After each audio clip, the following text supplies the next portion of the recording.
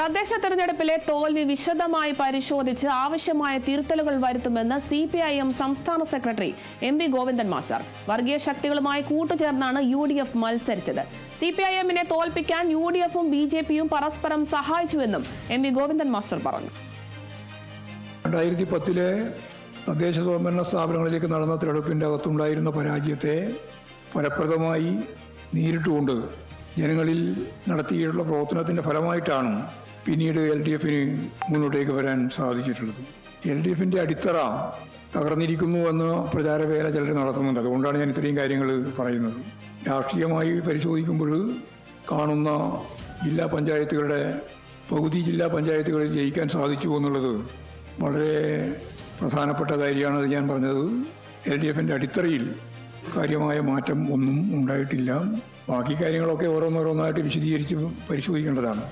ഞങ്ങൾ ആദ്യം പറഞ്ഞതുപോലെ വർഗീയ ശക്തികളുമായി ചേർന്നുകൊണ്ടാണ് പരസ്യമായി നീക്കുപോക്കുണ്ടായിക്കൊണ്ടും രഹസ്യമായി നീക്കുപോക്കുണ്ടായിക്കൊണ്ടുമാണ് UDF മത്സരിച്ചിട്ടുള്ളത്.